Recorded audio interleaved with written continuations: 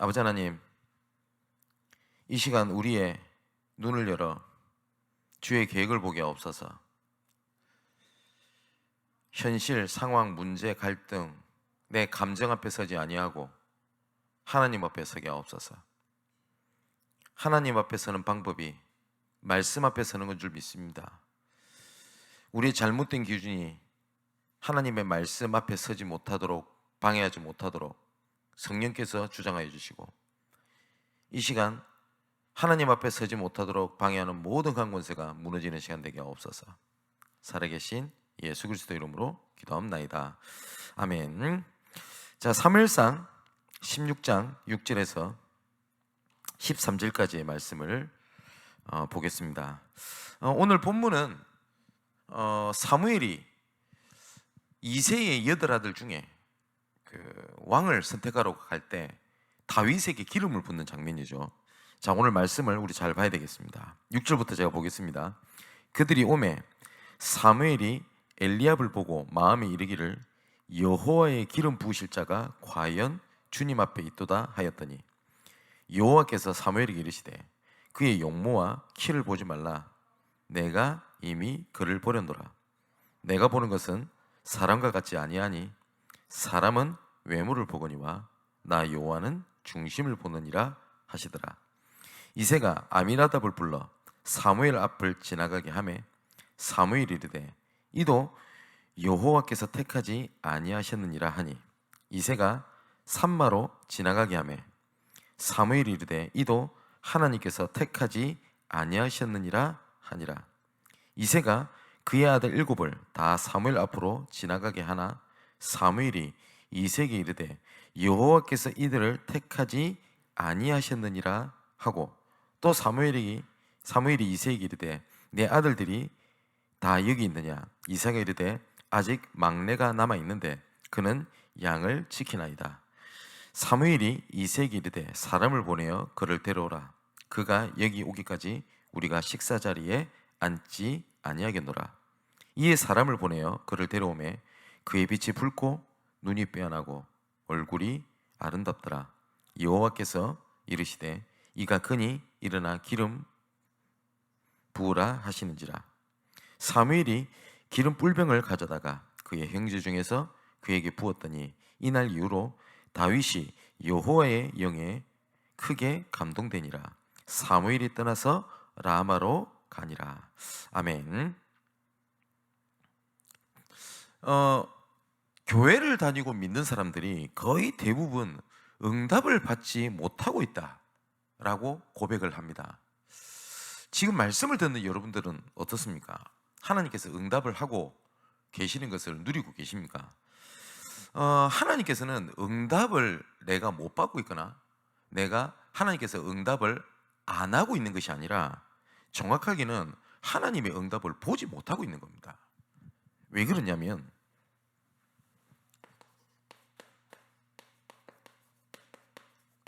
하나님의 계획을 보고 찾는 눈이 없어요. 그러다 보니 하나님은 응답을 하고 계시는데 우리는 거의 응답을 못 보고 있는 것들이 많습니다. 그것을 막는 것이 뭐냐면 우리의 불신앙입니다.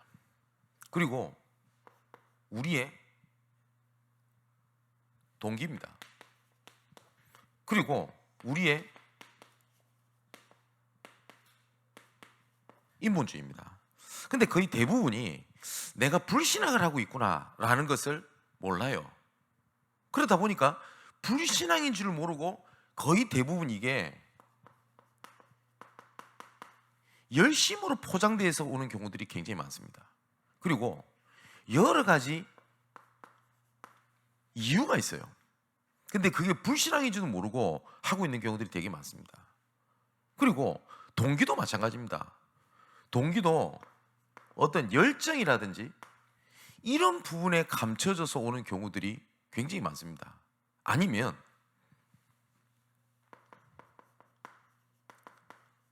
타협합니다. 하나님의 내 응답을 위하여 하나님의 계획을 붙잡고 열심히 달려갑니다. 그런 것들이 굉장히 많고요. 이 인본주의도 마찬가지입니다. 인본주의 이러니까 우리가 뭘 하지 말라 이렇게 이해를 하는 사람이 있는데 그게 아니죠. 이것을 알 수 있는 방법이 있습니다. 우리가 불신앙한다, 그리고 동기, 그리고 인본주의, 이것을 어떻게 발견하냐? 우리가 정말 하나님 앞에, 다시 말하면 말씀 앞에 순수하게 내가 서게 되면 이것들이 계속 보여지게 됩니다. 결국은 우리의 싸움은 이겁니다. 내가 불신앙을 내려놓지 않고 계속 흑암을 꺾으면 됩니까? 그죠? 내가 동기를 가지고 있는 상황에서 계속 흑암을 꺾는다고 됩니까? 그런 것이 아니거든요. 오늘 본문은 하나님께서 다윗을 세우시는 장면입니다. 근데 하나님은 무엇을 보시냐? 7절에 이렇게 되어 있습니다. 여호와께서 사무엘에게 이르시되 그의 용모와 키를 보지 말라. 내가 이미 그를 버렸노라. 내가 보는 것은 뭐라고 되어 있죠? 사람과 같이 아니하니 사람은 외모를 보거니와 나 여호와는 중심을 보느니라 라고 되어 있습니다. 그러니까 하나님께서 보시는 것과 우리가 보는 것이 다르다고 말씀을 하시거든요. 그죠? 그렇기 때문에 내가 보고 듣고 느끼는 것을 가지고 하나님의 계획을 아는 것이 아니고요, 하나님의 말씀 앞에, 그리고 하나님 앞에 설 때 그때 하나님의 계획들이 보여지게 됩니다. 자, 그럼 성경 구절을 몇 가지 보기 전에 오늘 사무엘이 보니까요, 그 엘리압이라고 하는 첫째 아들이 지나갑니다. 근데 이 아들들은 장군이거든요. 장교란 말이에요. 그러니까 용모나 아니면은 풍기는 이미지, 인격 이런 부분들이 훌륭해 보이니까 어떻게 생각을 하냐? 6절에 이렇게 되어 있죠. 사무엘이 엘리압을 보고 마음에 이르기를 여호와의 기름 부으실 자가 과연 주님 앞에 있다 하면서 감동을 받습니다. 우리가 봤을 때 그렇죠? 이 사람 중심 좋다, 아, 이 사람은 열심히 한다, 이 사람은 인품이 됐다, 뭐 이런 거 있죠. 이런 걸 가지고 아, 이거 하나님의 사람인갑다 이렇게 봅니다. 그때 하나님께서 말씀하신 겁니다. 여호와께서 사무엘에게 이르시되 그의 용모와 키를 보지 말라. 나는 그것을 보지 않는다. 그러면서 뭐라고 말씀하시죠? 내가 보는 것은 네가 보는 것, 사람들이 보는 기준이 아니다. 나 여호와는 중심을 보느니라 라고 말씀하십니다. 자, 사무엘이어서 딱 잘한 게 있어요. 뭐냐면 사무엘과 이새도요, 다윗이라는 인물을 왕의 하나님의 계획이 있는 자로 보질 않았습니다. 그죠? 사무엘도 처음에 누구죠? 엘리압이라고 하는 첫째 아들의 늠름한 모습을 보고 아, 저 사람이 하나님의 계획인갑다 이렇게 보거든요. 근데 분명히 사무엘이 오는 것도 알고 있음에도 불구하고 이새는요, 다윗을 사무엘에 만나는 자리에 초청을 하지도 않습니다. 그러면 이새도 자기 아들을 그렇게 보지 않았다는 거예요. 그래서 어떻게 합니까? 나중에 이 사무엘이 자기가 보는 거 여기 앞에 서지 아니하고 하나님의 말씀 앞에 딱 섭니다. 그죠? 그러고 난 다음에 어떻게 하냐? 나중에는 아미나답, 삼마 이런 아들이 차례차례 지나가는데 사무엘이 이 보는 눈을 바꾸고 어떻게 합니까? 아, 하나님의 계획이 아니다 라고 얘기를 합니다. 이제 아무도 없는 거예요. 그래서 이새에게 뭐라고 얘기를 하냐? 다른 아들이 없냐? 하니까 그제서야 이새가 얘기를 하는 겁니다. 막내 아들이 있는데 다윗이라는 자가 있다, 양치고 있다라는 거예요. 그랬더니 하나님의 말씀이 뭐였죠? 이새의 8 아들 중에서 세워라 라는 말씀이 있었고요. 또한 사무엘이 엘리압을 보고 감동받았던 그것이 하나님의 말씀 앞에 서지 아니었다는 걸 알고 유일하게 남은 사람이 누구죠? 다윗입니다. 그랬더니 사무엘이 뭐라고 얘기를 하냐?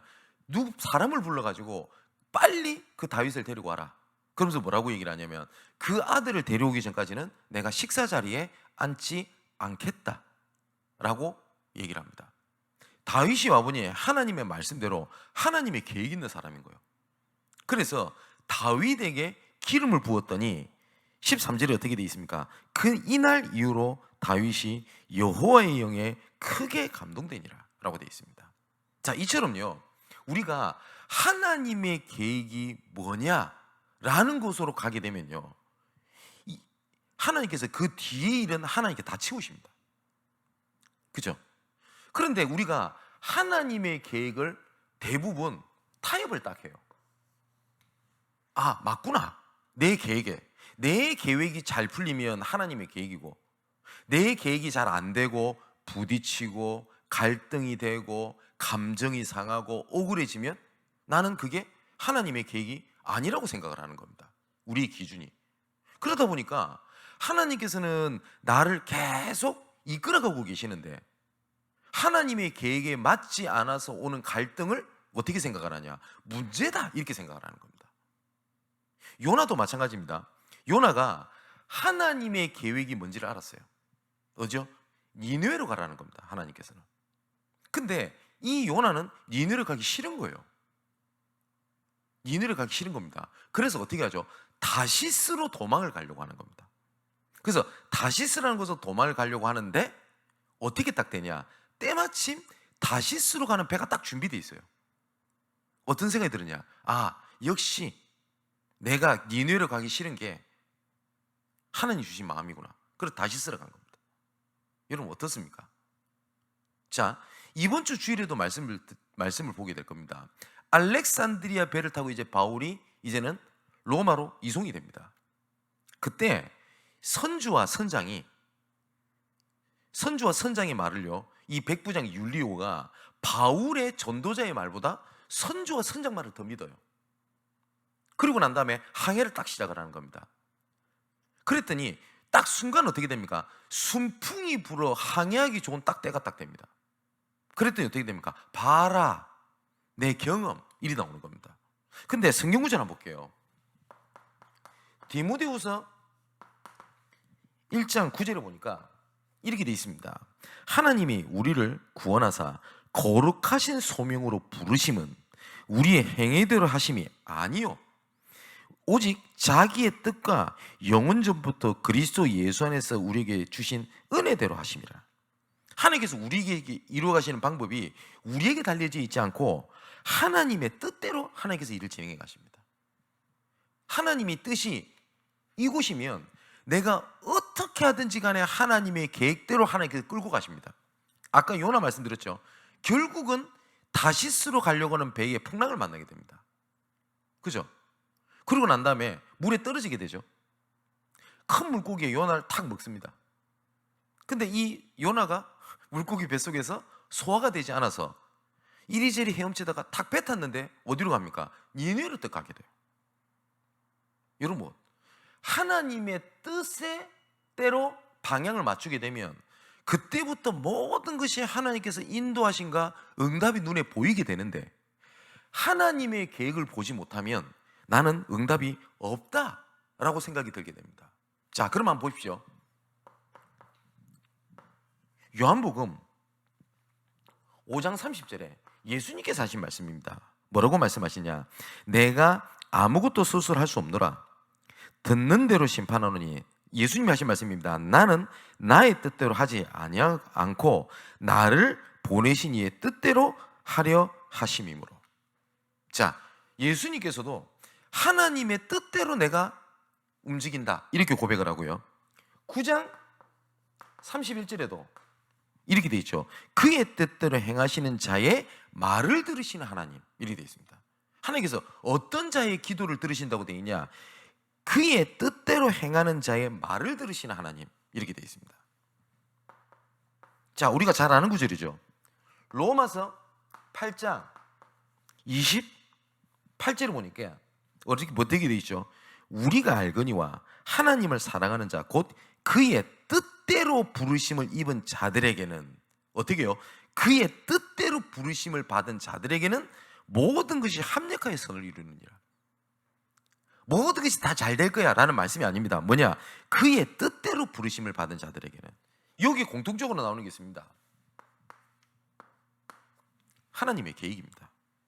자, 그렇다면 이런 질문이 나올 겁니다. 어떻게 그럼 하나님의 계획을 알 수 있냐? 하나님께서 첫 번째입니다.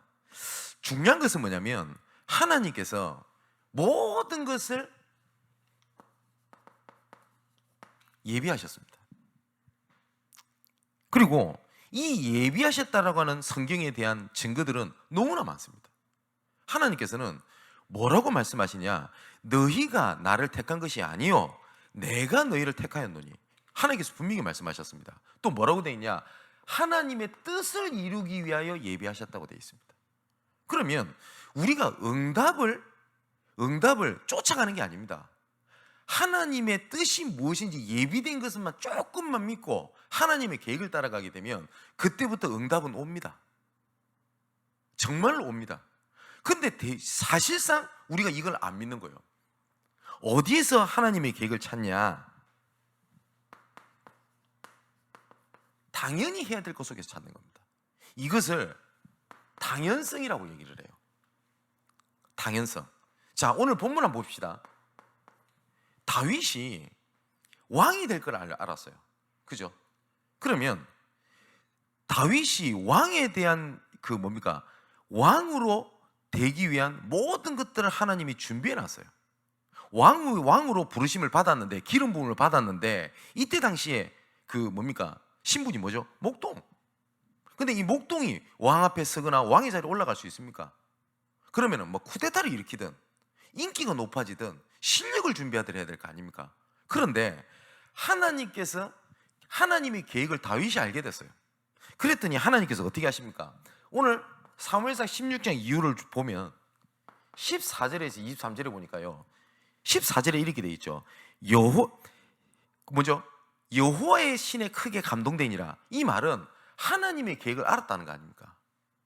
그랬더니 하나님께서 예비된 문을 열어버린 거예요. 때마침 어떻게 되냐? 여호와의 영이 사울에게 떠나고 여호와께서 부리시는 악령이 그를 번뇌하니라. 사울에게 문제가 뿌린 겁니다. 악령이 딱 쓰이게 된 거예요. 그래서 15절에 뭐라고 되어 있죠? 사울이 신하들이 그에게 이르되 보소서 하나님께서 부리시는 악령이 왕을 번뇌하게 하셨은즉 원하건대 우리 주께서는 당신 앞에서 모시는 신하들에게 명령하여, 여기 뭐라고 되어 있냐? 수금을 잘 타는 사람을 구하게 하소서. 하나님께서 부리시는 악령이 왕에게 이를 때에 그가 손으로 타면 왕이 나으시리다 하니라 라고 되어 있어요. 여기 뭐라고 되어 있습니까? 수금을 타는 자라고 되어 있습니다.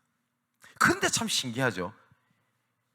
이것을 알고 다윗이 그때부터 수금을 연습했던 것이 아니었어요. 그죠? 다윗도 몰랐을 겁니다. 다윗이 어릴 때부터 양치기로 있으면서 했던 것이 뭐죠? 여호와를 찬양하는 거예요. 수금과 비파로. 그렇지 않습니까? 그러니까 수금이 필요한 왕의 상태를 하나님이 예배해 놨잖아요. 이것을 어떻게 방법으로 설명합니까? 하나님의 역사예요. 그죠? 이때 18절에 이렇게 되어 있습니다. 소년 중 한 사람이, 어떤 사람인지 기록도 안 되어 있어요. 근데 이 사람이 다윗을 알았던 것 같습니다. 분명히 직접적으로 알고 친구가 아니고요, 지나가면서 오고 가면서 다윗을 알았을 가능성이 맞아요. 이 소년이 뭐라고 얘기를 하냐? 이 소년 중 한 사람이 대답하여 이르되 내가 베들레헴 사람 이새의 아들을 본즉 수금을 탈 줄 알고 용기와 무용과 구변이 있는 준수한 자라. 여호와께서 그와 함께 계시더이다. 자, 하나님께서는 이 사울 왕에게 악력이라고 하는 문제를 딱 터뜨려 가지고 어떻게 하죠? 왕 앞에 설 수 있도록 하나님이 딱 예배해 놨잖아요. 그렇지 않습니까? 그런데 보세요. 다윗이 사무엘을 만나서 여호와의 신에 감동되니라 하나님의 계획을 방향을 못 맞췄다면 단순히 뭐였죠? 사울왕 앞에서 그냥 악기 연주하는 사람으로 그거밖에 끝이지 아니했을 겁니다. 보세요. 당연한 거, 우리가 이런 생각이 들 수 있을 겁니다. 지금까지 내가 지나왔던 모든 과거가 여러분들 어떻게 보십니까? 상처? 아니면 뭡니까? 기억하기 싫은 것들? 어떤 분은 그럽니다. 내 인생의 과거를 생각하면 계속 눈물만 나는 사람이 있어요. 하나님께서 그러면 그때는 나를 덜 붙잡고 계셨던 겁니까? 아니지요. 그죠? 보세요. 하나님께서 사건을 딱 터뜨려버리지 않습니까? 사울왕의 악령이 딱 들려요. 이 사건을 두고 하나님께서 다윗의 수금을 타는 기능을 하나님이 이미 준비해 놨던 겁니다. 그죠? 이때를 위하여 하나님이 예배해놨다니까요. 뿐만 아닙니다. 사무엘상 17장 33절에서 36절에 보니까 골리앗이 이제는 블레셋의 골리앗이 쳐들어오게 됩니다. 그때 사울왕 앞에서 했던 얘기입니다. 여호와께서 나와 함께 하심으로 내가 양 한 마리 잃어버리지 아니했습니다 라고 얘기를 합니다. 이 기간이 얼만큼이 지났는지는 모르겠습니다. 저는 성경학자가 아니라서. 왕이 될 건 사실 알고 있었어요. 그러면 양치기 할 이유가 없잖아요. 그죠? 때리치워버려야 돼요. 우리 랩런트들, 하나님께서 여러분들을 서밋의 자리에서 분명히 세계복음화의 전도자로 사용하실 겁니다. 그러면 공부도 안 해도 되고 아무 때도 살아도 된단 말이냐, 그 말을 얘기하는 게 아니죠. 다윗은 왕이 될 건 맞지만 그때 당시의 시간표가 뭡니까? 목동. 이때를 하나님의 당연한 응답으로 봤어요. 당연한 응답으로. 근데 우리는 자꾸 이렇게 생각이 드는 겁니다. 이때 당시에 목동이라고 하는 위치는요, 저번에 말씀드렸죠, 그 이스라엘 백성들 시대에 가장 신분이 낮은 계통입니다. 아무도 주목해보지 않는 직군입니다. 그렇다 보니 사무엘이라고 하는 주의 종이, 선지자가 이세의 8아들 중에서 왕을 세우라고 하는 얘기를 들었던 이세도 자기 아들 막내 다윗은 왕의 기준이 안 된다고 볼 만큼 낮은 신분입니다. 근데 다윗은 이때를요 하나님의 당연한 응답으로 봤어요. 자, 그걸 보면요, 다윗이 인생 전체를 한번 보십시오. 시편 23편 1절 6절에 뭐라고 되어 있습니까? 여호와는 나의 목자시니 내게 부족함이 없으리로다. 그럼 이게 무슨 말이죠? 목동 시절에 있었을 때에 여호와는 나의 목자시니 뭡니까? 내 현재를 비판했던 것이 아니었어요. 뭐예요? 내가 목동으로 있으면서 이 목동의 얘기를 양들이 알아듣거든요. 그죠? 그리고 완벽하게 하나님 보호하게 하셨거든요. 이처럼 여호와께서 나와 함께 계시니 내가 부족함이 없다. 그 뭐죠? 지금 현재의 당연한 것 속에 하나님과 함께 누림이 있었다는 겁니다. 또 시편 28편 9절에 보니까 다윗의 고백입니다. 주의 백성을 구원하시며 주의 산업에 복을 주시고 또 그들의 목자가 되시어 영원토록 그들을 인도하소서. 자, 다윗이 바로 왕이 된 게 아니죠. 군인 시절을 거치게 됩니다. 시편 9편 9절에 보니까 다윗의 고백입니다. 여호와는 압제를 당하는 자의 요새이시요 환난 날의 요새이시로다. 왕이 되었을 때도 마찬가지입니다. 시편 5편 2절에 다윗의 고백입니다. 나의 왕 나의 하나님이여 내가 부르짖는 소리를 들으소서 내가 주께 기도하나이다. 왕 시절 때 모든 그 순간에 현재라고 하는 내가 처한 시간표에 뭐가 있었다는 거죠? 누림이라고 하는 비밀을 갖고 있었다는 말입니다. 그게 하나님의 계획을 찾는 첫 번째입니다. 우린 대부분 이 당연성을 놓쳐요. 어떻게 하고 있냐? 내 지금 현실에 빠져버립니다. 첫 번째, 아니면 현실을 도피합니다. 제가 종종 이런 얘기를 드립니다. 혹시 우리 산업인들 중에 내가 지금 하고 있는 업에 대한 문제가 왔다, 그러면 이런 갈등을 합니다. 다른 일을 해볼까? 그러면 한 번쯤은 하나님 앞에 서서 기도하라고 제가 꼭 말씀드린 게 뭐냐면, 그 기능을 주시고 지금까지 그 기능을 이끌어 오셨던 하나님의 그 지나갔던 그 은혜가 헛된 거고 틀린 거냐? 아니지 않습니까? 근데 우리 자꾸 현재에 빠지게 되면 어떻게 됩니까? 이건 아닌가 봐 하고 어떻게 하죠? 딴 걸 자꾸 찾아요. 아니면 도망을 갑니다. 그 현재에. 그래서 하나님의 계획을 찾을 수 있는 가장 첫 번째가 뭐냐? 현재의 복음에 대한 누림입니다. 지금 처한 환경이. 저는 하는 기도가 있습니다. 아버지 하나님, 나에게로 복음으로 충만케 하사 어떤 것도 내게 문제로 다가오지 못하도록 복음이 크다는 사실을 나에게 항상 충만하게 하여 주옵소서. 하나님, 나에게 복음에 대하여 크고 은혜가 어떤 것도 비교하지 못하는 하나님의 능력이 된다는 사실을 알고, 순간마다 찾아오는 갈등, 억울함, 위기, 이런 것들이 내 인생의 특별한 상황이 아니라 당연한 일상이 되게 하옵소서.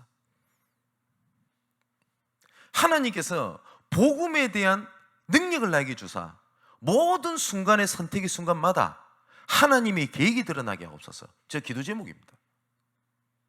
자, 또 다윗의 고백 한번 봅시다.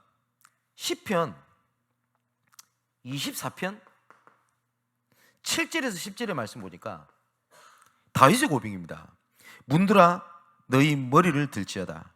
영원한 문들아 들릴지어다. 영광이 왕에 들어가시로다. 영광이 왕이 누구시냐? 강하고 능한 여호와시요 전쟁에 능한 여호와시로다. 문들아 너희 머리를 들지어다. 영원한 문들아 들릴지어다. 영광이 왕이 들어가시리로다. 영광의 왕이 누구시냐? 만군의 여호와께서 곧 영광의 왕이시라. 자, 우리가 제일 첫 번째 찾아야 될 게 당연성입니다. 아마 우리 사랑하는 성도 여러분, 문제가 왔을 수 있을 겁니다. 아니면 갈등 오신 분 계실 겁니다. 혹시 억울하다 이런 분 계실 겁니다. 자, 그러면 여기서 우리가 해야 될 것이 뭐냐면, 당연한, 어쩌면 당연한 겁니다. 그거 보세요. 내가 건강관리를 안 해서 나는 질병이 왔다, 그죠? 그러면 그때 내가 하나님 앞에 기도해야 될 것이, 하나님 억울합니다. 하나님 내 건강을 왜 안 지켜주셨습니까? 그게 맞아요. 당연한 거 아닙니까? 그죠? 그 당연한 것 속에서 하나님께서 두 번째로 원하시는 걸 찾으면 돼요. 하나님의 필요. 그걸 보고 하나님의 필연성이라고 합니다. 그죠? 우리가 자칫 잘못하면요, 문제가 오게 되면 문제 해결에 집중을 해버립니다. 그런데 시대마다 하나님께서 하셨던 방법이 뭐냐? 빛을 비추게 하신 겁니다. 자, 노예에 빠진 이스라엘 백성들, 노예에 빠진 이유를 여러 가지로 설명할 수가 있습니다. 우선은 이스라엘이 국력을 준비하지 않았습니다. 맞잖아요. 그러니까 노예다 당하는 거 아닙니까? 왜냐하면 야곱의 12아들 지파를 중심으로 해서 애굽의 중요한 요직을 다 차지하고 있었어요, 그때 당시에. 그런데 노예로 빠졌다는 것은 권력, 인성, 여러 가지 이유를 들 수 있을 겁니다. 그래서 노예에 빠졌다라고 들 수 있을 겁니다. 그죠? 그때 아마 이랬던 사람이 저는 있었을 거라고 봅니다. 우리가 국력이 없어서 그래. 우리 하나 되자. 우리 국력을 키우자. 뭐 여러 가지 얘기 나올 수 있을 거예요. 근데 하나님께서는 그 노예에 빠져있던 그 문제 속에 이스라엘 백성들 해결하는 방법을 자기들이 생각하는 문제 해결책으로 말씀하지 않으셨습니다. 뭘 말씀하셨죠? 출애굽기 3장 18절에서 입죠. 희생제사 드리도록 해라. 누굴 얘기합니까? 그리스도입니다. 그죠? 초대교회가 여러 가지 문제가 왔을 때 핍박이 왔다 이러면 핍박을 피하는 방법, 뭐 핍박에서 조용히 숨는 방법, 여러 가지 해결책이 있었을 겁니다. 그죠? 그런데 초대교회의 중요한 하나님의 방법은 뭐냐? 빛을 비추는 것이다. 그랬더니 하나님이 모든 문제를 해결하실 뿐만 아니라 하나님께서 막지 못하는 응답을 주셨습니다. 이번 주 주일에 풍랑만난 시대에 주신 하나님의 말씀이라는 제목을 가지고 말씀을 보게 될 건데, 사실상 우리가 풍랑만난 시대에 있지 않습니까? 그죠? 나, 가정, 혹은 교회 안에서 여러 가지. 그러면 거기서 어떻게 응답을 찾아내겠냐? 오늘 답입니다. 그 가운데 문제 해결을 위해서 몸부림치는 게 아닙니다. 그 가운데 복음 누림입니다. 그죠? 저는 개인적으로 이런 생각을 갖고 있습니다.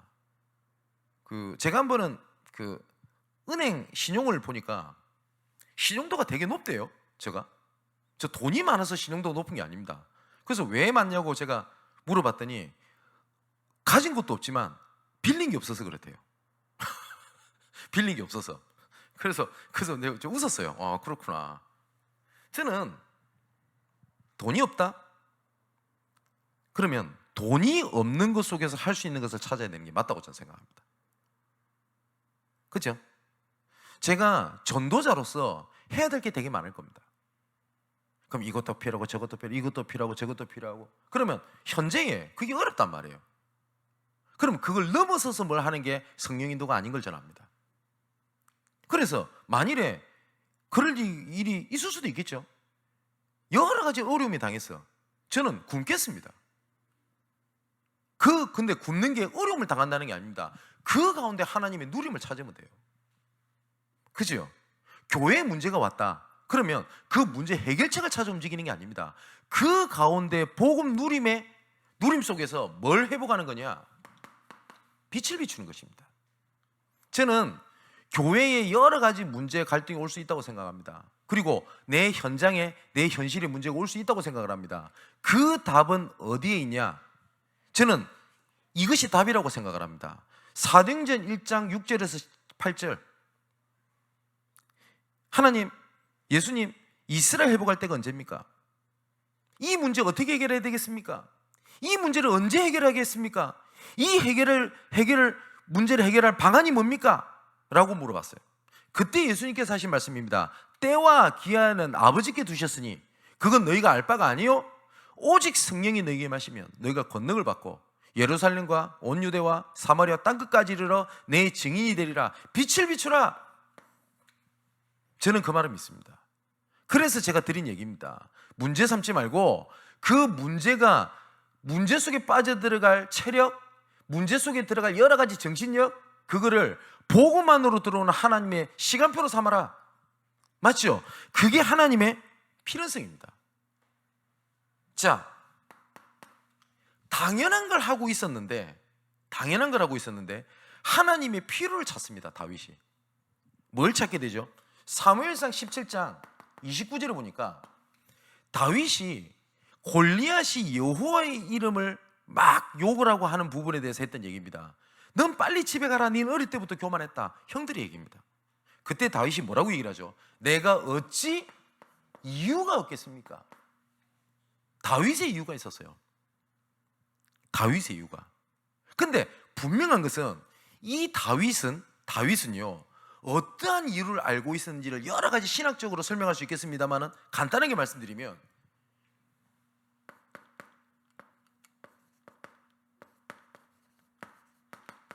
언약궤 옆에 누워 있었던 사무엘, 그 사무엘을 통해서 분명한 것은 이 다윗이 언약궤에 대한 의미, 이 부분에 대한 부분들을 정확하게 알고 있었을 겁니다. 그죠? 또 분명한 것은 우리가 신약성경에 보면은 예수 그리스도를 어떻게 고백을 하죠? 다윗의 자손 예수여 라고 얘기를 하죠. 이 사무엘이 사울 왕에서 다윗 왕으로 바꾸는 것은 단지 이 사울 왕이 엉망이니까 좋은 왕을 세워야 되겠다는 의미가 아닙니다. 자, 보세요. 하나님께서는 왕을 세우는 걸 원치 않으셨습니다. 근데 이스라엘은 어떻게 하죠? 내 입장에 어떻게 얘기합니까? 다른 나라들도 다 있어요. 그 왕들을 보니까 다 지켜줍니다. 우리도 있어야 되겠습니다. 합당한 이유를 제시하는 불신앙. 그죠? 그래서 어쩔 수 없이 사울왕을 세웁니다. 근데 이 사울왕이, 성경을 보면 이 사울왕은 누구 지파입니까? 베냐민 지파입니다. 그죠? 그런데 예수께서는 어디 지파로 오시죠? 유다 자손으로 오십니다. 그죠? 이 다윗이 유다 자손입니다. 유다 지파입니다. 그럼 뭡니까? 이스라엘의 불신앙을 꺾어버리고 하나님의 흐름으로 바꾸는 작업이 들어갔던 사람이 누구냐? 다윗입니다. 그러면 다윗은 분명한 것은 그 이유를 알고 있었어요. 그 가운데 블레셋이 왔다, 골리앗이 쳐들어왔다, 이것 때문에 이스라엘이 망하겠습니까? 그렇지 않지요. 그죠? 그걸 알고 있었어요. 그리고 이 블레셋이 무슨 짓거리 했습니까? 여호와의 언약궤를 빼앗아 갔던 민족입니다. 근데 다윗에게는 언약궤라는 언약이 있었거든요. 그죠? 당연한 이유가 있는 거 아닙니까? 당연한 걸 있을 때 하나님의 필연성이 누구를 어떻게 통해서 나왔냐? 전쟁이라는 걸 통해서 나타났어요. 자, 이 언약을 몰랐던 사울 왕은요, 뭡니까? 위기였어요. 그죠? 이 언약을 몰랐던 모든 이스라엘 백성들은 뭐였습니까? 우리 끝장났다, 우리 너무너무 힘들다 라고 하는 거였습니다. 근데 언약을 가진 다윗에게는 이 전쟁이라는 게 뭡니까? 하나님의 필연성. 여러분, 좀 이해되십니까? 나중에요, 이 다윗이 하나님의 필연성을 알고요, 사무엘상 24장 8절에서 22절의 말씀 보니까 이미 대세가 기울어져 버립니다. 골리앗을 무너뜨리는 사건 때문에. 뭐라고 얘기를 하죠? 사울은 천천히요, 다윗은 만만이다. 이미 여론도 다윗에게로 오게 됩니다. 자, 그러면 잘 보세요. 다윗이 이때 사울 왕을 죽일 수 있는 기회가 있었어요. 이미 사울 왕에는 악신이 들렸고, 아까 사무엘상 16장에 나오죠. 14절에 여호와의 영이 떠났습니다. 하나님의 사람도 아닙니다. 죽여버려야 되잖아요. 그런데 다윗은 뭘 보게 되죠? 하나님의 시간표를 딱 봅니다. 이때 사울왕을 제거해버리면 사울왕 측근들 있죠, 이 모든 측근들이 자기의 정적 대상이 됩니다. 맞죠? 그러면 왕이 되었을 시에 이 정적 제거에 대한 보호, 그 다음에 여러 가지를 막고 하는 일에 자기 왕의 인생을 다 투자를 해야 돼요. 근데 이때 다윗이 뭐라 하는지 압니까? 이 다윗 사울 왕을 수용하고요, 그 다음에 초월하고 용서해버립니다. 이 일이 얼마만큼 대단한 일인지 압니까? 다윗이 왕이 되자 말자 다른 것에 대해서 전혀 신경 쓰지 않고 성전을 짓기 위한 하나님의 계획에 올인할 수 있게 하는 하나님의 필연적인 방법이었어요. 어떻게 합니까? 이 사울 왕의 측근들을 다 품어줍니다. 용서해 줍니다. 심지어 다윗은요, 사울 왕이 결국은 비참하게 말로가 되었을 때에 사울 왕을 위해서 웁니다. 이것이 본격적으로 어떻게 해요? 하나님의 절대성을 향해서 바로 도전할 수 있는 하나님의 필연성이었습니다. 억울한 일을 당했다, 이것이. 여러분, 지금 전도 캠프 때 계속 제가 드리는 얘기 아닙니까? 전체가 함께 가도록 하기 위해서 수용, 초월, 용서, 이겁니다. 고린도후서 2장 5절 11절을 보니까 왜 용서해야 되는지 압니까? 특히 11절에 이는 우리로 사탄에게 속지 않게 하려 함이라. 우리는 그 계책을 알지 못하는 바가 아니로라. 바울이 했던 얘기입니다. 왜 용서하라고 했냐? 사단에게 더 이상 속지 않기 위하여. 여러분, 전도 운동에서 제일 중요한 키를 하나로 꽂으라고 하면 용서입니다. 분명합니다. 지금 계속 지역과 전국에 하나님께서 전도 캠프에 대한 응답에 대한 흐름을 하나님께서 계속 이어가고 계십니다. 캠프를 진행을 하는데 어떤 교회에서 캠프를 합니다. 그런데 몇 팀이 있어요. 두 팀이 있는데 요 팀이랑 나눠져가 있잖아요. 근데 얼마만큼 시기, 질투 이런 게 많냐면, 여기서 응답이 일어나잖아요. 같은 교회인데 여기서 시기해요. 그 좀 뭐지? 이런 생각이 들어요. 좀 신기하더라고요. 그러니까 어느 정도냐, 여기서 응답이 왔다 해서 은혜에 대해서 포럼을 하는데 이쪽 팀들이 눈빛이 안 좋아. 다 이렇게 쳐다보고. 그러면서 어떤 얘기까지 들었냐면 또 거품 낸다 이래요.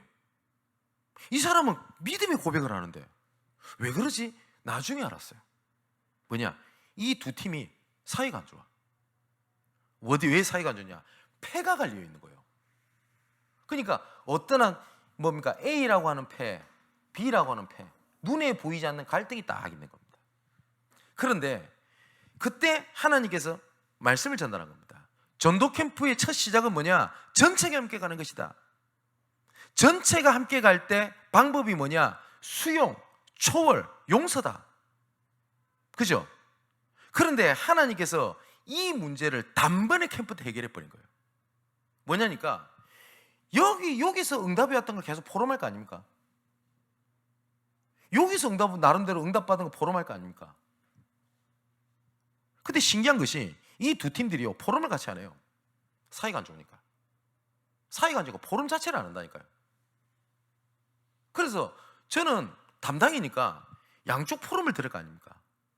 근데 양쪽 포럼을 들으니까 어떠한 곳에 응답이 집중된다는 사실을 알게 됐어요. 제가 그게 딱 보여요. 그래서 양쪽에 있는 사역자들을 제가 불렀어요.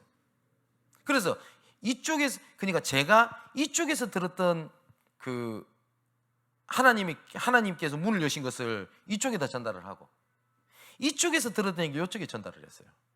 그런데 이 담당 사역자 둘이 충격을 받는 겁니다. 뭐냐? 희한하게요, 각자 응답받았고 나름대로 문이 열렸다, 사인이 있다라고 하는 것에 한 곳에 집중된다는 사실을 같은 성도인데 몰라요. 그때 이 두 분이 하나님 앞에 회개한 겁니다. 아, 이게 사단에게 속지 않도록 용서하는 말이 이 말이구나. 그죠? 만일에 이거 넘어서지 못했다면 이번에 캠프 때 한 곳으로 집중되는 하나님의 계획을 알지 못했을 거 아닙니까? 그래서 둘째 날에 이 두 팀들이 손을 잡았어요. 그렇다면 이쪽에 하나님 계획이 있지 않겠나? 그래서 둘째 날에 이쪽으로 모든 성도들이 사역에 집중을 하게 된 겁니다. 그랬더니 어떤 일이 일어나게 되는지 압니까? 우리 교회는 작아, 영향력이 없어, 우리 교회는 엘리트를 품을 수 있는 것이 없어 이러는데요, 외교부, 여러 가지 뭡니까, 그 중요한 회사의 임직원들, 이런 사람들이 예수 믿고 돌아와 버리게 된 겁니다. 그래서 이 사람들이 나중에 울었어요. 나중에 우리 사랑하는 성도 여러분, 혹시 내가 이러고 있지 않습니까? 나는 나름대로 응답을 받는다고 생각하고 있어요. 그죠? 그런데 이 응답이 어떻게 연결되냐? 각자의 지역에 하나님께 합력해서 선을 이루신다니까요. 자, 어디 있습니까? 합력해서 선을 이루시느니라. 자기 뜻대로, 맞죠? 근데 이걸 놓치고 각자 교회, 모든 교회 대부분이 뭐 하는지 압니까? 이걸 못해. 갈등, 그 다음에 상처, 용서 안 하고 마음은 딱 닫고. 여러분, 그것을 내가 하나님 앞에 죄악이라고 생각 안 하잖아요. 그죠? 자, 우리 기대해 주십시오만은 이번에 카톡방에 우리 금동원 사님 올리셨던데, 지금 의왕 지역에 하나님께서 문을 지금 계속 열고 계세요. 그 중에 우리 어머니 분이 자기 딸이 있는데 이 딸이 정신 문제예요. 그래서 벌써 올해 자살 시도를 2번 했어요. 그러면 그 어머니의 마음이 어떻겠습니까? 그 어머니의 마음이. 그런데 우리 권사님이 이분한테 계속 복음을 전하려고 하는데 이분이 계속 마음을 닫아요. 계속 마음을 닫아요. 만나지 않으려고 하는 겁니다. 근데 일반적인 대화를 해도 예수님에 관련된 얘기는 듣지 않는 거예요. 근데 알고 봤더니 그 이유가 있어요. 직간접적으로 신천지에 대해서 이분이 여러 가지 상처를 받은 거예요. 안 좋은 것들을. 우리 교회 신천지 아닌데. 근데 불신자 입장에서는 교회라고 하는 단어가, 맞죠? 그냥 하나님 시간표가 있겠지 이러고 기도하고 있었던 겁니다. 지금 캠프 기간 아닙니까? 그러고 있는데 우리 금동지 지사님이 저한테 연락이 왔어요. 여러 가지 얘기를 하는 가운데, 목사님, 제가 정신 이렇게 치유 관련돼 있는 부분에 면접을 넣었습니다. 여기는 합격되기 어려운 곳이래요. 그래서 이번 주말에 합격 발표가 날 것 같다, 기도 부탁합니다 라고 전화가 왔길래, 예, 기도할게요 라고 생각을 했어요. 대답을 했어요. 그러고 있는데 조금 있다가 금방 연락이 다시 왔어요. 목사님, 저 합격했어요 하고 왔어요. 축하할 일이죠. 그 응답이죠. 맞죠? 근데 제가 지사님, 금동진 사람한테 그런 얘기 했어요. 그거 응답 아니라고. 여러분 생각해보세요. 좋은 직장 갔다 응답이다? 응답일 수 있겠죠. 그게 진짜 응답일까요? 불신자 중에 좋은 직장 간 사람 더 많은데. 그래서 제가 지사님한테 이런 얘기 들었어요. 캠프 기간에 하나님께서 합격하셨다는 것은, 그것은 캠프하고 연결되어 있다. 기도해봐라. 이러니까 우리 금동기사님이 그 생각을 안 해봤대요. 그래서 제가 지금부터 하면 된다고 그렇게 한 겁니다. 근데 이게 웬일입니까? 그 의왕지교회에 절대로 뭐 목사님 안 만난다 이랬는데 금동진 지사님이 이렇게 언약을 붙잡고 뜻을 정했다는 얘기를 듣고 언니 되는 금동원 권사님이 뭡니까? 그분한테 자기 동생 얘기를 한 거예요. 이번에 이렇게 합격했다 라고 하니까 마음문을 완전히 빗장처럼 닫고 있던 이분이 뭐라고 얘기를 하느냐, 지금 당장 만나게 해주세요 이래 나온 거예요.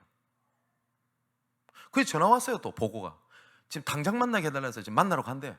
그래서 내가 뭐랬냐면 하나님 시간표다. 맞죠? 만났더니 아니나 다를까 이분이 마음을 활짝 열었어. 주일날 예배 마치고 제가 집에 가고 있는데 또 전화 왔어. 뭐냐면 또 힘든 거예요 이분이. 그래서 금동진 사람한테 연락해서 지금 당장 만나달라고. 그래서 제가 지사님한테 이런 얘기했습니다. 이렇게 하나님께서 문을 여셨을 때 바쁘다, 아프다, 거리가 멀다, 이것만큼 불신앙 없다고 무조건 가라고. 그랬더니 금동진 사님이 좀 이제 알아들으셨어. 가겠다 하더라고. 그래가지고 또 만나게 되면서 그때 뭐라고 바로 그분한테 얘기를 한 겁니다. 당신 딸을 살리고 싶으면 조건이 있다. 얼마든지 도울 수 있다. 근데 이거 갖고 해결이 안 된다. 뭐라고 했냐? 목사님 만나라 우리. 그냥 모르겠어요. 뭐 본인이 전하셔도 될 건데 잘 전하시면서 어쨌든 전해라. 이랬더니 이분이 어떻게 하냐? 만나겠다라고 얘기 나온 겁니다. 그죠? 하나님 시간표 아닙니까? 그래서 제가 그때 부산에서 올라오는 시간이었어요. 근데 아무리 생각해도 7시까지 올라오기가 힘들어요 제가. 그래서 같이 갔던 목사님한테 협박 비슷하게 한 겁니다. 하나님의 시간표에 늦게 가는 건 하나님 계획이 아니니까 카메라에 찍히는 한이 있더라도 밟아라. 그래서 와서 시간을 딱 맞췄어요. 아니나 다를까 이분이 완벽하게 예비되어 있어요. 복음을 듣는데 하염없이 울어요. 여러분 어떻습니까? 근데 우리 제가 자매 관계를 제가 이간질하는 거 아닙니다. 금동원 사님이 툭 하면 이런 얘기 많이 했거든. 자기 동생 보면서 못마땅해 해가지고 인도 좀 잘 받지 하면서 그 얘기 많이 들었거든. 그리고 금동인 사님도 언니에 대해서 이런 거 좀 들었어요. 근데 보세요. 하나님이 수용, 초월, 용서 이거 넘어서 버리니까 합리의 선을 딱 잃어버리잖아요. 이번에 신방캠프 여러 가지를 들으면서 많은 것들을 듣습니다. 어떤 분은 이번에 중요한 사업 때문에 지역을 딱 옮기게 돼요. 그런데 어떠한 지역을 딱 얘기를 하는 겁니다. A라는 지역을. 그때 어떤 생각이 딱 들었냐, 다른 분이 저한테 계속 포럼하면서 기도 제목으로 주셨던 게 있어요. 하나님이 이쪽에 계속 가게 하시는데 도대체 무슨 계획인지 모르겠다. 도대체 하나님의 계획이 뭔지 모르겠다. 이러는데 우리 교회 다른 분이 딱 이쪽으로 딱 가게 됐어요.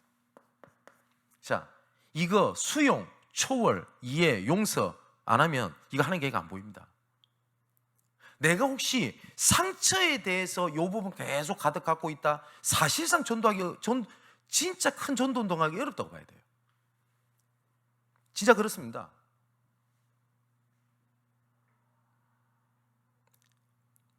이번에 부산 지역에 캠프를 가게 됐는데 저 개인적으로 저한테 굉장히 어려움을 줬던 몇 분 목사님들이 참여하셨어요. 저를 굉장히 어렵게 만들었어요. 여러 가지로 뭡니까? 악의적인 얘기, 그리고 심지어 어떤 한 분은 제 앞길을 막으려고 노력했던 분들, 그런 분이 있어요. 제가 하나님께 참 감사했던 것이 뭐냐면 그분들을 딱 보자마자 그 상처가 떠올라야 될 거 아닙니까? 근데 그게 아니라 제가 그분을 아래로 본다는 뜻이 아닙니다. 많이 어려움을 당하고 있더라고요. 정말로. 그래서 돕고 싶다라는 생각이 들었어요. 근데 캠프 메시지에서 요 내용이 나오는데 하나님께 너무 감사했던 거예요. 내가 여기에 잡히지 않았던 거. 어떤 한 분은 캠프를 이렇게 진행하는 목사님들 이런 분들을 조금 무시하셨던 분도 계세요. 근데 이분 교회를 섬기게 되면서 이분이 은혜를 받은 거예요.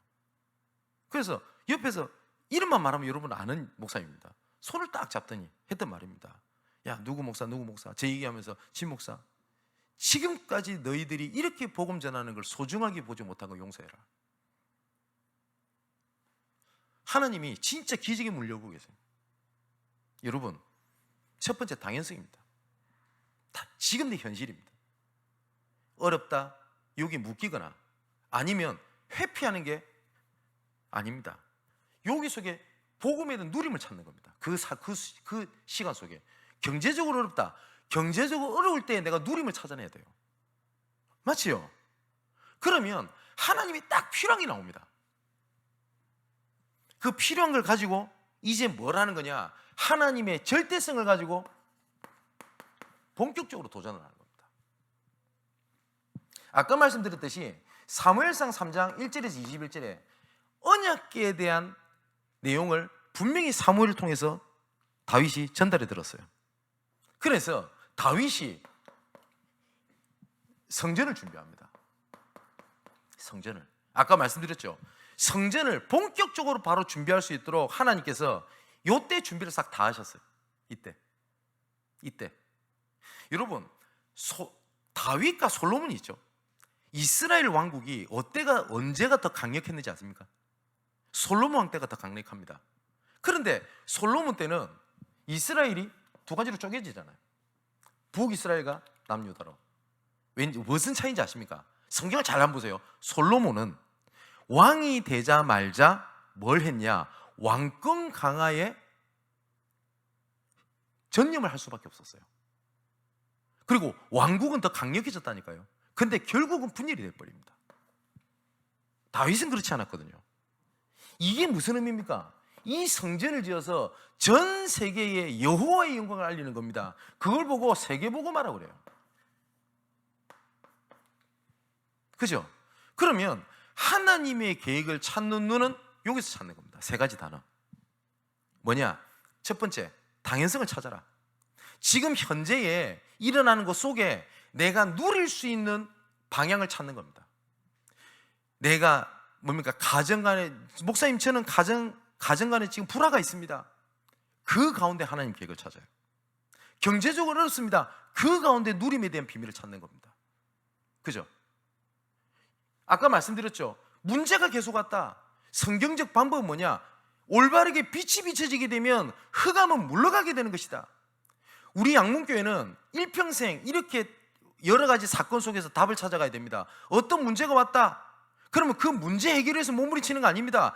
이번 기회가 하나님께서 올바르게 빛을 더 비추라는 하나님의 사인이구나 라고 하고 방향을 맞춰버리는 겁니다. 저는 확신이 있습니다. 근거 없는, 애들 말로 근자감이 아니라 근거 있는 확신이 있습니다. 그렇게 하면 됩니다. 그죠? 그렇게 하고 있으면 하나님의 필요한 상을 딱 주십니다. 이것이요 사건입니다. 아까 말씀드렸지 않습니까? 골리앗이 쳐들어온 전쟁이 다윗에게는 최고의 필연성이었다니까요. 이거를 가지고 하나님의 절대성 갖고 도전하는 겁니다. 마지막 결론입니다. 이번 주일 오후 예배 때 조금 말씀드릴 건데, 결국은 오늘이라는 것 안에서 집중하고 있으면 하나님께서는 응답을 하시든 해답을 주십니다. 필요하다면 하나님은 기적을 베푸십니다. 오늘이라는 게 뭐죠? 오늘의 하나님께서 나에게 주신 말씀이 뭡니까? 그리고 오늘 하나님께서 나에게 주신 기도가 뭡니까? 다시 말해 묵상이라고도 할 수 있겠죠.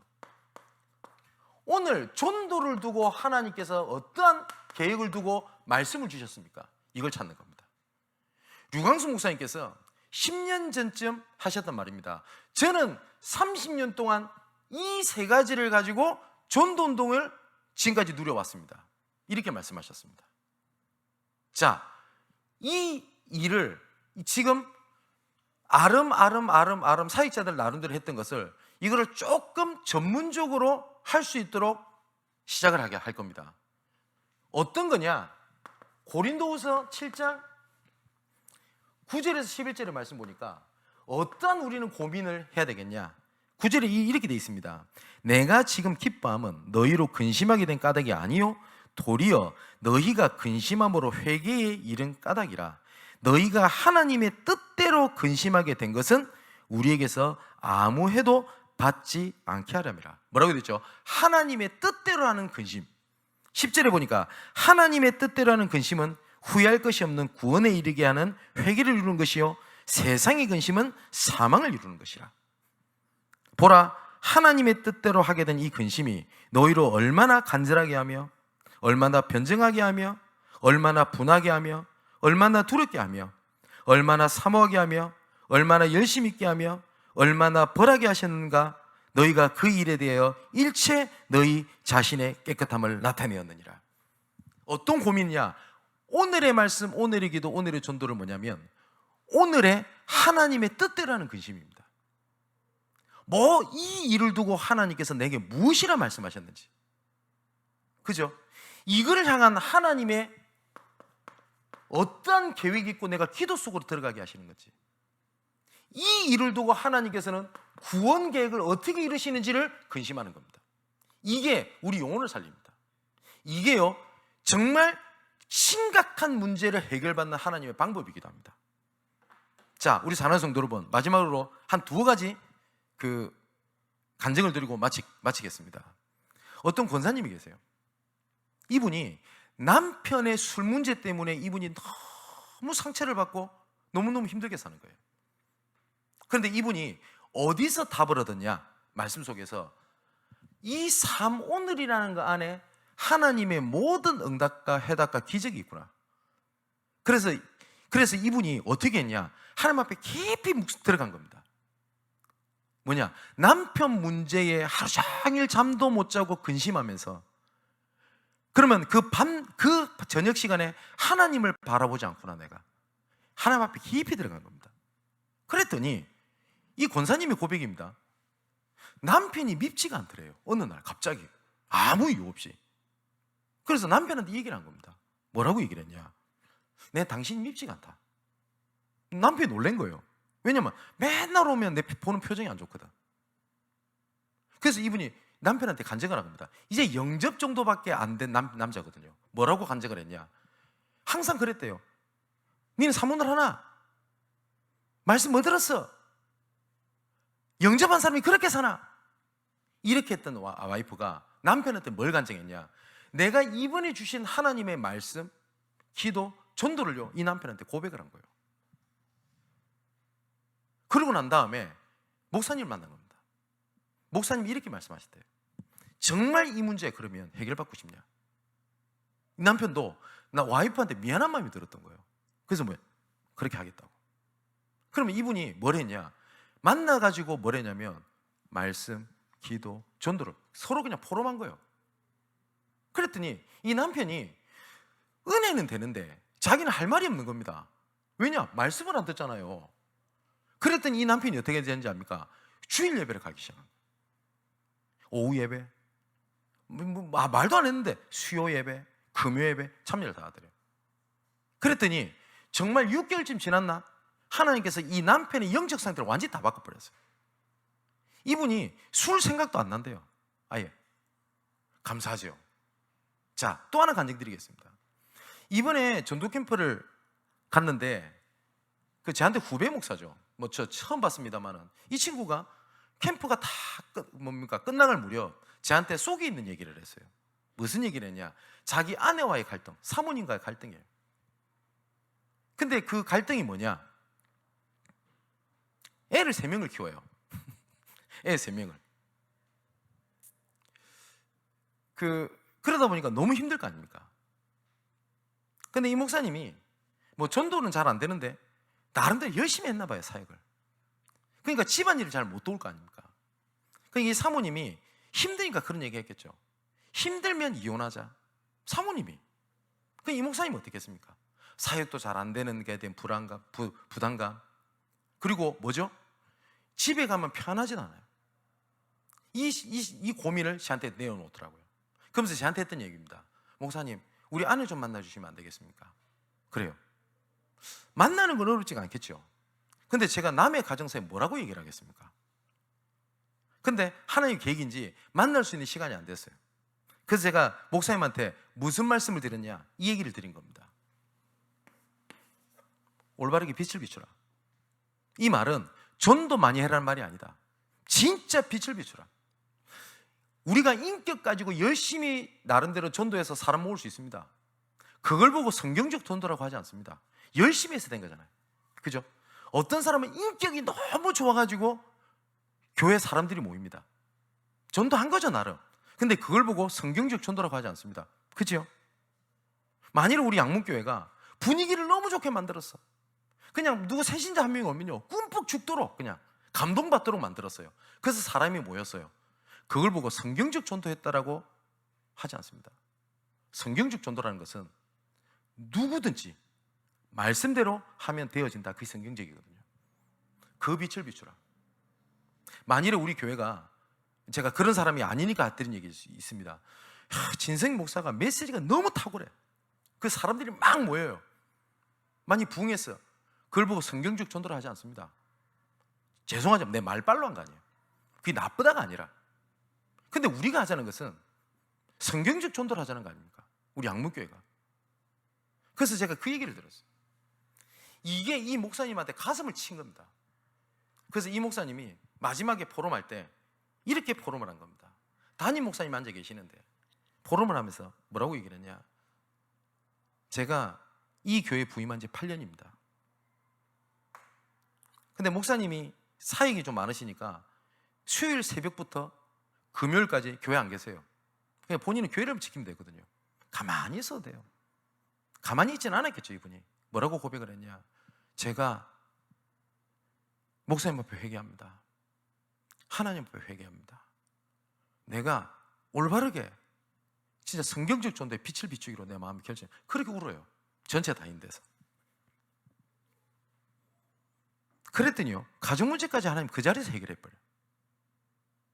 그걸 보면서 그래, 맞아, 우리가 빛을 비추자고 하는 것은 성경적으로 하자는 겁니다. 우리 사랑하는 성도 여러분, 진짜 전도자 여러분, 오늘부터 정말 말씀 붙잡으십시오. 정말 하나님의 뜻을 찾아 응답을 누리는 여러분 되시기를 주님의 이름으로 축원을 드립니다. 사모늘에 대한 부분들은 오늘 이번 주 2부 예배 때부터 말씀을 드리겠습니다. 다시 한 번 더 전도자들에게 부탁을 합니다. 정말 말씀 붙잡으십시오. 그리고 이것을 실제적으로 하는 팀을 본격적으로 제가 움직이겠습니다. 정말 말씀 놓치지 않는 여러분 되시기를 주님의 이름으로 축원을 드립니다. 자, 시간이 많이 갔는데요, 우리 합심해서 1, 2분 동안 기도합시다. 하나님, 새로운 전도운동을 하겠습니다. 어떤 전도운동을 하자는 거냐? 성경적 전도운동을 하겠습니다. 말씀 따라 갔더니 하나님께서 되어지게 하셨던 그거 있죠. 그것 따라가기 원합니다. 하나님, 오늘 주신 말씀이 은혜 받는 걸 넘어 현장에서 성취로 확인되게 하옵소서. 우리 1, 2분 동안 우리 합심해서 기도하고요, 자연스럽게 기도하고 우리 마무리하고 조금 있다가 제가 미션홈 링크를 올려드리도록 하겠습니다. 우리 합심해서 기도합니다.